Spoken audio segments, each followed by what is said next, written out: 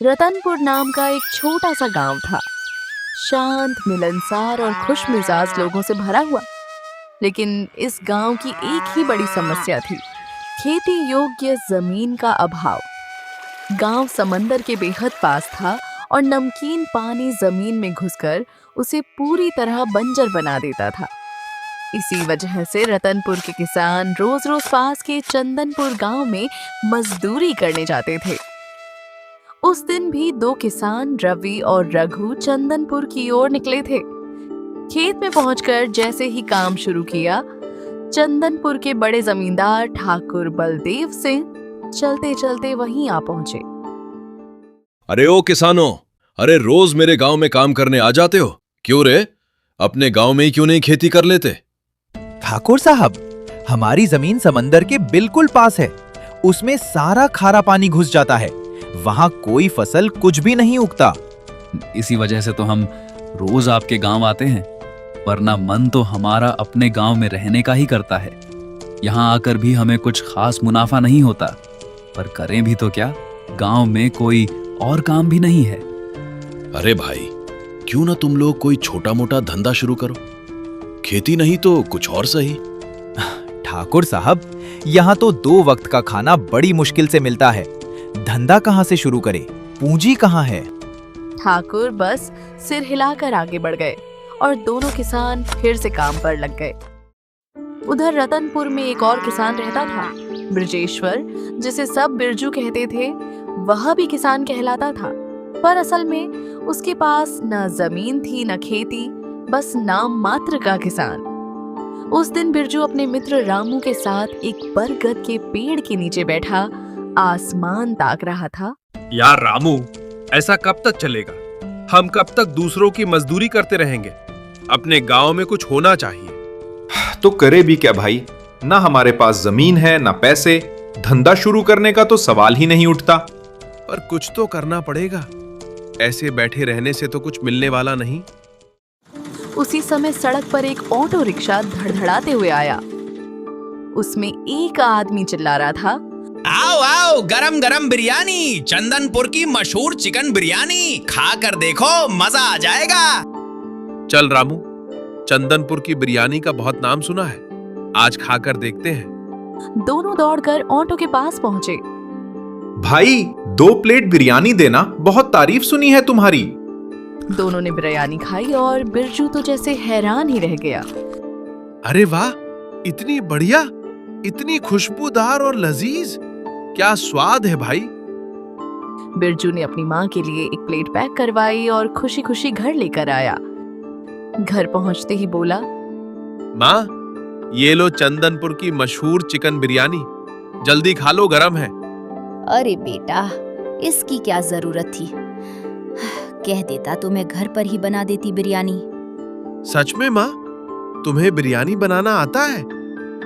हाँ बेटा, तेरे दादाजी का पहले बिरयानी का ठेला था, मैं रोज देखा करती थी, तभी बनाना सीख लिया था।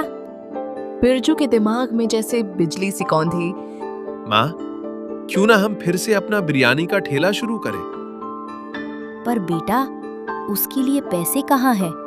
ठेला, बर्तन, सामान सब चाहिए। उसकी चिंता मत करो माँ, कुछ ना कुछ जुगाड़ कर ही लेंगे।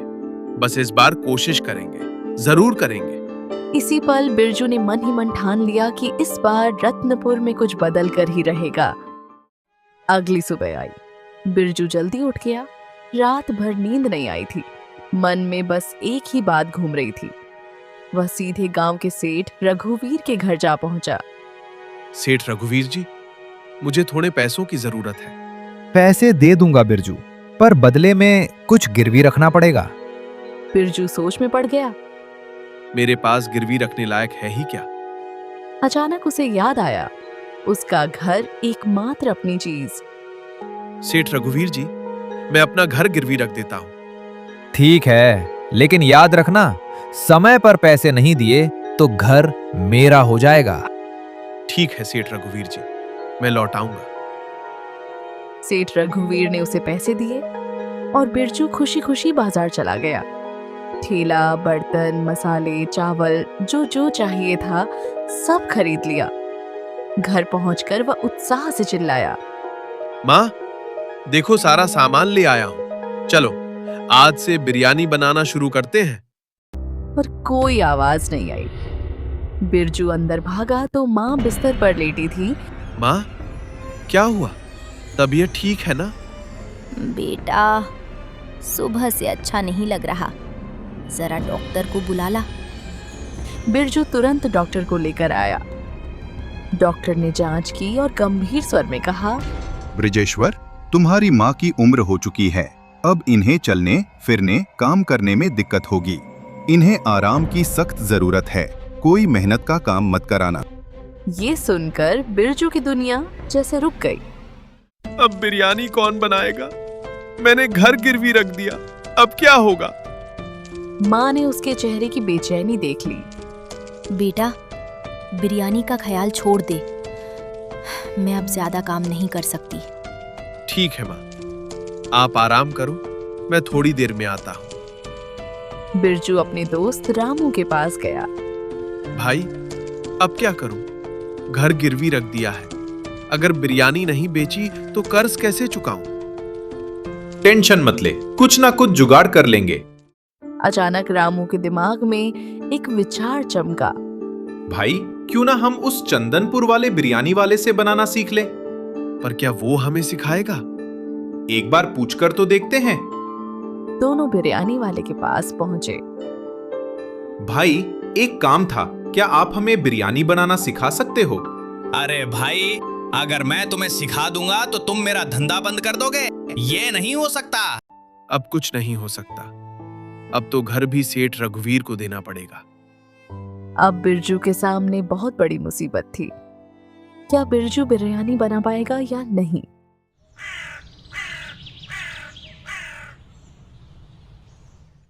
अगली सुबह बिरजू भारी कदमों से सेठ रघुवीर के घर की ओर निकला।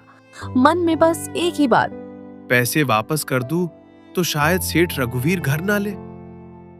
कुछ ही दूरी चला होगा कि रास्ते में एक पुराने पेड़ के नीचे उसे हलचल दिखी। वह रुका। वहां एक बूढ़ी काकी छोटे से भगोने में कुछ बेच रही थी और 2-3 ग्राहक लाइन में खड़े थे। बिरजू उत्सुकता से पास गया। उसने देखा छोटे से भगोने में गर्मा गर्म बिरयानी सजी थी। काकी, ये कैसी बिरयानी है इतने छोटे भगोने में? बेटा, ये गरीब घर की मसालेदार और खुशबूदार बिरयानी है। दिखने में कम, लेकिन स्वाद में बड़े बड़ों को मात दे दे। तभी पास खड़ा एक ग्राहक बोला, सच कहते हैं भाई, काकी के हाथ की बिरयानी का स्वाद एकदम जबरदस्त और जायकेदार है। हम तो रोज यहीं से लेते हैं। बिरजू की आंखें चमक उठी। काकी, एक प्लेट देना, मैं भी चक्कर देखता हूँ। 30 रुपए में आधी प्लेट और 50 की पूरी है। कितने की दूं? 30 वाली दे दो काकी। काकी ने बिरयानी पत्ते की प्लेट में रखी। बिरजू ने पहला कौर लिया और जैसे दिमाग खुल गया। काकी, ये तो चंदनपुर की बिरयानी से भी स्वादिष्ट और खुशबूदार है। इसमें क्या जादू है? बेटा, जब खाने में घर का प्यार मिल जाए ना, तो हर चीज का जायका बढ़ जाता है। बिरजू कुछ पल चुप रहा, फिर हिम्मत करके बोला, काकी, क्या आप मुझे ये बिरयानी बनाना सिखा देंगी? मैं भी एक छोटा सा ठेला लगाना चाहता हूँ। काकी कुछ सोच में पड़ गई। उन्हें बिरजू की आंखों में सच्चाई दिखी, पर निर्णय लेना आसान नहीं था। बेटा, ये बात इतनी आसान नहीं है। मैं अकेली नहीं हूँ। मुझे अपनी बेटी राधा से पूछना पड़ेगा। तुम ऐसा करो, कल इसी समय यहीं आना। मैं अपनी बेटी से बात करके बताऊंगी तुम्हें सिखाऊंगी या नहीं। बिरजू, जिसने कल तक उम्मीद खो दी थी, आज अचानक हल्का महसूस करने लगा। बिरजू वापस घर की ओर चल पड़ा। दिल में एक नई रोशनी जल चुकी थी। शायद उसकी किस्मत अब बदलने वाली है।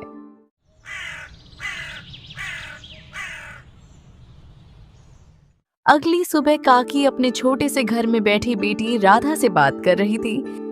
राधा, कल एक गरीब मेहनती लड़का बिरजू आया था वो हमसे बिरयानी बनाना सीखना चाहता है। क्या हमें उसे सिखाना चाहिए? राधा ने भौहें सिकोड़ ली। माँ, सोच कर बोलिए, अगर हमने उसे सिखा दिया तो हमारे ही ग्राहक कम हो जाएंगे, फिर हमारा क्या होगा? तो क्या उसे मना कर दूं? राधा कुछ क्षण सोचती रही। फिर उसके दिमाग में एक विचार आया। माँ, हम एक काम कर सकते हैं, हम उसे सिखाएंगे नहीं बल्कि उसके लिए बिरयानी बनाएंगे। अरे वाह, इससे हमें घर बैठे कमाई भी होगी और बाहर जाकर धूप में खड़ा भी नहीं होना पड़ेगा। ये तो बढ़िया उपाय है। तो तय रहा, बिरजू आए तो यही कहना। उधर बिरजू उम्मीद से भरा हुआ काकी की ओर आ रहा था। वह जैसे ही पेड़ के नीचे पहुंचा देखा, काकी आज बिरयानी बेच नहीं रही थी। अरे काकी, क्या हुआ? आज बिरयानी क्यों नहीं बेच रही हो? बेटा, आज से मैं बिरयानी बेचने नहीं आऊंगी। बिरजू चौंक गया। क्या? फिर मैंने जो सोचा था, मेरा ठेला? काकी ने सारी बात उसे समझा दी। यह सुनकर बिरजू का चेहरा खिल उठा। काकी, मुझे मंजूर है, हम ऐसा ही करेंगे। आप बस बिरयानी बनाइए, बाकी मैं संभाल लूंगा। तो ठीक है बेटा, तुम ठेला तैयार करो। मैं अभी बिरयानी का छोटा सा भगोना लेकर आती हूँ। कुछ ही समय में बिरजू अपना ठेला लेकर आया और काकी भी गर्मा गर्म बिरयानी के छोटे से भगोने के साथ। दोनों ने मिलकर बिरयानी सजा दी। अब जा बेटा, गांव में बेचो। शाम को कमाई लेकर यहीं आ जाना। बिरजू ने गांव के बीचों बीच ठेला लगाया और जोर से पुकारा, आओ भाई आओ, घर की बनी खुशबूदार बिरयानी खाओ, आओ आओ। लोग उत्सुकता से उसकी ओर देखने लगे, पर तभी वही चंदनपुर वाला बिरयानी बेचने वाला अपनी रिक्शा के साथ आ पहुंचा। वह बिल्कुल बिरजू के पास ही खड़ा होकर चिल्लाने लगा, आओ आओ, चंदनपुर की मशहूर बिरयानी गरम गरम। बिरजू ये सब देखता रहा। कुछ ही पलों में लोग चंदनपुर वाले के सामने भीड़ बनाकर खड़े थे। बिरजू निराश हो उठा। मैं यहाँ कब से खड़ा हूँ, पर एक भी ग्राहक नहीं, और ये आते ही भीड़ खींच ले गया। कुछ तो करना पड़ेगा। उसने हिम्मत जुटाई और गला साफ करके जोर से चिल्लाया, आओ आओ, सिर्फ 50 रुपए में प्लेट भर बिरयानी, घर के स्वाद वाली लजीज बिरयानी। अरे भाई, 50 में दे रहा है। चलो जरा चखते हैं। धीरे धीरे लोग बिरजू के ठेले पर आने लगे। पहला ग्राहक आया, फिर दूसरा, फिर तीसरा। थोड़ी देर में उसके ठेले पर भीड़ बढ़ गई और चंदनपुर वाले के ठेले पर धीरे धीरे भीड़ कम पड़ने लगी। शाम तक बिरजू की सारी बिरयानी बिक चुकी थी। बिरजू ने खुशी खुशी कमाई का आधा हिस्सा काकी को दिया। शाबाश बेटा, आज तुमने साबित कर दिया कि मेहनत कभी बेकार नहीं जाती। बिरजू शाम को ठेला समेटकर घर पहुंचा तो खुशी से दमक रहा था। माँ इंतजार कर रही थी। माँ, आज सारी बिरयानी बिक गई और लोग तो तारीफ किए बिना रुक नहीं रहे थे। अरे वाह बेटा, तुमने तो कमाल कर दिया, वो भी मेरे बिना। मुझे तुम पर गर्व है। माँ, आप नहीं थी, पर एक काकी थी बिल्कुल आपकी तरह। उन्हीं की वजह से आज हम फिर से उठ पाए हैं। उनकी बिरयानी ने हमारी किस्मत बदल दी। अच्छे लोगों का साथ हमेशा ऊपर उठाता है बेटा। माँ की आंखें चमक उठी। कुछ हफ्तों बाद बिरजू गांव का सबसे मशहूर बिरयानी वाला बन चुका था। लोग दूर दूर से उसके घर के स्वाद वाली मसालेदार और खुशबूदार बिरयानी खाने आते। वह रोज कुछ पैसे बचाकर सेठ रघुवीर का कर्ज चुकाता गया। ऐसे ही करते करते उसने एक दिन सेठ रघुवीर का पूरा कर्ज चुका दिया और अपना एक नया घर भी खरीद लिया। उसकी बिरयानी आसपास के पूरे गांव में मशहूर हो गई। ऐसे ही बिरजू पूरे गांव का सबसे चहेता बिरयानी वाला बन गया। इसी के साथ इस कहानी का अंत यही होता है।